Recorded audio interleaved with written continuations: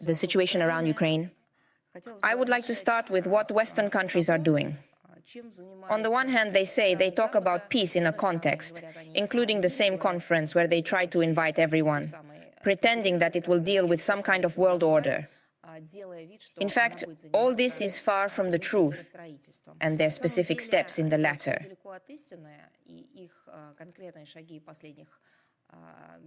In the months leading up to her years, the supply of weapons, the increase in the financing of hostilities in Ukraine, and the alleged failure to carry out or envisage terrorist acts by the Kiev regime, but his and his cronies, etc., all indicate that they are, of course, what they are. I mean, the collective West. И многое другое говорят о том, что они, конечно, представляют из себя, я имею в виду коллективный Запад. Of course, the World Party of War is not related to peace, and the conference announced in Switzerland has nothing to do with it. This is just an attempt to gather a number of countries to try to legitimize the Western narrative, Western methods, as they say. And of course, legitimize the image of Zelensky himself, his regime, and all his monsters. Западные подходы и, безусловно, легитимизировать как фигуру самого Зеленского, так и его режима и всех его extremist terrorist acts. Against the backdrop of the major failure of the forest near Kharkiv, the Kiev regime tried to vent its anger and fight back against Russian civilians by shelling them with various types of NATO weapons. At the same time, Western countries, did not notice the tourism activities of their Ukrainian wards and publicly encouraged them to attack the Russian region. On May 26th, the Minister of Defense announced the so-called right to go to the United States. For example, in Sweden, Paul Johnson, NATO Secretary General Jens Stoltenberg, held a joint meeting in Brussels on May 28th. EU defense ministers have called on European capitals to lift all restrictions on Kiev's use of Western weapons. In fact, the weapons supplied to the Kiev regime for a long time show the real plans and goals of the collective West. The point is, it's not designed, as everyone understands perfectly, for defensive purposes, and it's by, so to speak, the radius of defeat, huh?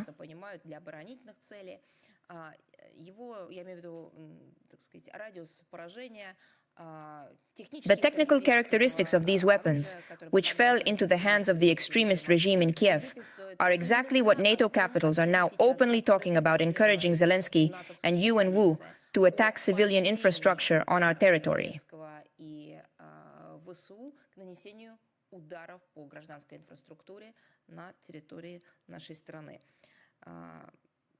And actually in the same piggy bank. On May 28th, when French President Macron met with German Chancellor Scholz in Berlin, he used a geographical map of the Russian-Ukrainian border to show and prove that Macron's direct quotation must be allowed. As Macron said, Ukraine's attack on Russian targets ended. Прямая цитата Макрона: «Необходимо позволить, как сказал Макрон, Украине наносить удары по объектам на территории России». Конец цитаты. Washington, on the other hand, openly disagreed with the use of American missiles against Russia, but in fact approved the use of American missiles. What I said again proves this. Regular missile attacks on Crimea. Let me remind you that one of the attacks took place on May 24th. The response of the Russian armed forces to such actions is being investigated and will continue to be so. These answers are proportionate. As the President of the Russian Federation said on May 28th, Russia's security will be ensured, including through the establishment of a health zone in Ukraine. Now after. As you know, the crime column is always the punishment column. The courts of the Russian Federation continue to sentence Ukrainian militants who have committed serious crimes against civilians on the basis of evidence from the Russian Commission of Inquiry. Militants USO Kamishlovsky, Dobrovolsky, Romashin, Kulik were sentenced to life imprisonment. It was determined that due to their criminal orders and their criminal acts in Mariupol between February 24, 2022 and April 12, 2022, 3 civilians were injured, one of whom was fatally punished in absentia by Ukraine. Nazi Danilov was sentenced to 27 years in prison for ordering the opening of fire on civilians in Mariupol on March 20th and 22. Bandera Sapko was sentenced in absentia for shooting a civilian for attempted murder and shelling civilian infrastructure. In 2017, in the Holivka district, the head of the Poltava City Pretrial Detention Center was absent from prison for 22 years.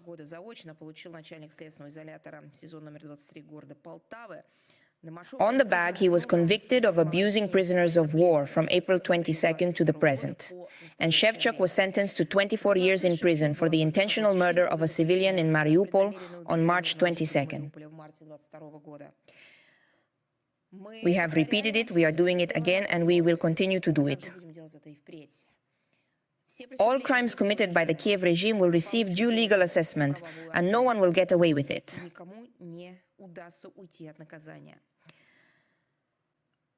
I would like to say a few words about the next military aid package in SO. Zelensky is once again rolling around Europe with his arm outstretched. From May 27th to 28th, it was hosted by Brussels, Lisbon, in Madrid. Bilateral agreements on so-called security were signed there.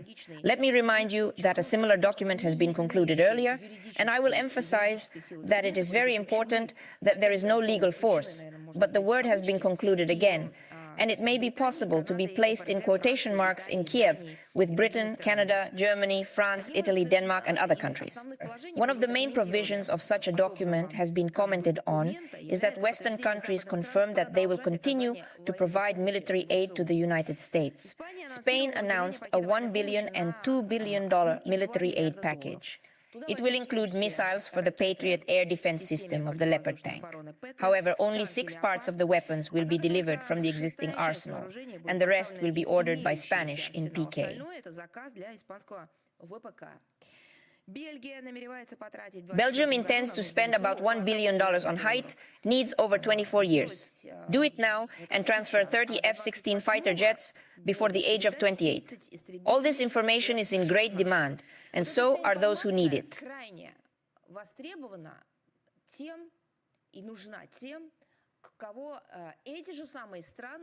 These same countries were invited to the so-called peace conference in Switzerland. If NATO countries have drawn up plans to supply weapons to Russia over the next 5 years, how can this be a peace conference?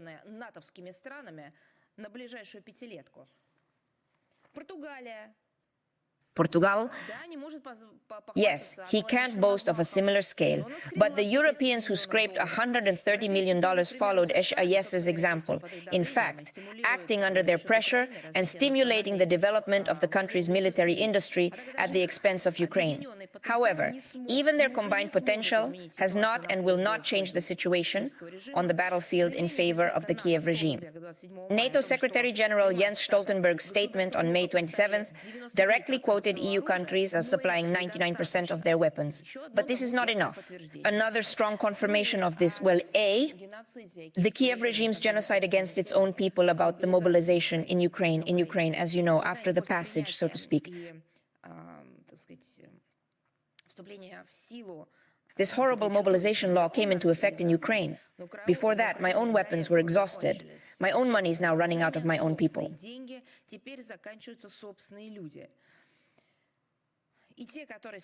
Those who were able to go to the front line, and in general the local media reported on the mobilization problem and the mobilization problem themselves, of which only 2% came from the Military Registration and Recruitment Office of 100% of the people who received subpoenas in Lviv. A similar situation has been observed in other parts of the country, with about the same percentage of people mobilized by the Military Registration and Recruitment Office, refusing to be fit for service. On May 24th, the press service of the Ukrainian General Staff reported that the number of released soldiers will be reduced by 60% and sent to the front line. At this rate, no one may supply NATO weapons. At the same time, in various regions of Ukraine, it is increasingly recorded that military commissars and other non-human beings are often beaten and not allowed to enter villages if residents resist violence and citizens are screwed up. People are actually fighting each other, they are actually pulling the Kiev regime out of the laboratory, and they are fighting for it.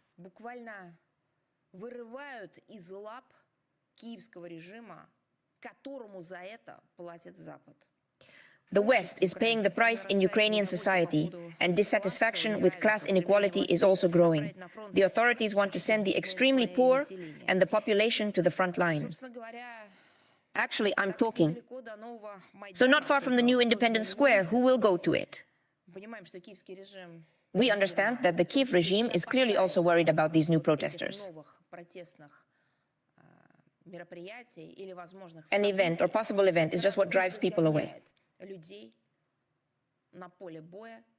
On the battlefield, into the trenches for their guaranteed death, so that they simply can no longer do anything about the one, which is essentially the occupying power, which is now stuck on Bankova.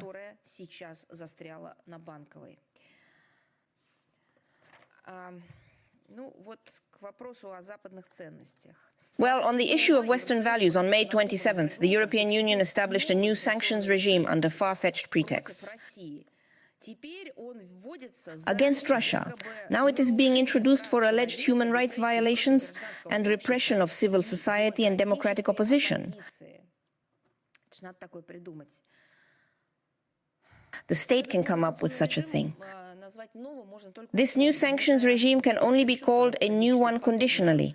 We have lost track of the number of such illegal actions by Brussels, which clearly demonstrates the European Union's destructive human rights policy, which they pay so much attention to in words. If we put aside all the rhetorical shells, another openly discriminatory mechanism has been created to punish Russian citizens only for wanting to live in the country free from external influence.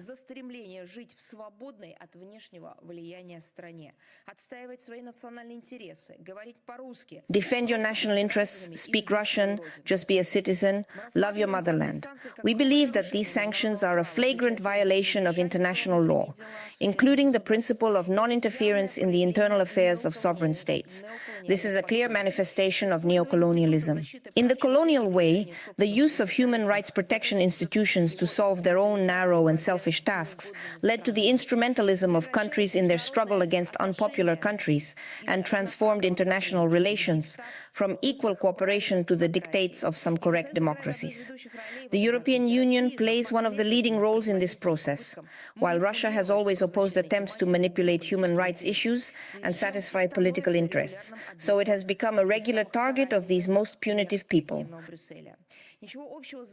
The collective mayor of Brussels has nothing to do with his concern for human rights, with the real human rights situation in our country, anywhere, or with the sanctions policy of the European Union. It is worth noting that the new sanctions were adopted on the eve of the European Parliament elections scheduled for June 6th and 9, as the position of state-oriented political forces is expected to strengthen. How can Euro bureaucrats divert attention from real socio-economic issues again? EU countries have come up with a new sanctions regime on the Russian issue. The search is already underway to reveal Russia's influence in EU countries. We firmly reject the desire of the Brussels elite to use the Russian topic of their dirty election technology to slander political opponents and suppress journalists who broadcast alternative views and media. Для очернения, для расправы с политическими оппонентами, для репрессий в отношении транслирующих альтернативную точку зрения средств массовой информации, журналистов, общественников. Удивительно, что в ЕСовском цвету... Surprisingly, in the blooming gardens of the SS, as Barrel said, public figures did not notice the obvious self-exposure of such meetings. Russia-phobia will only help further consolidate our society, which is well aware of the real goals of the European Union and the West as a whole in the direction of Russia.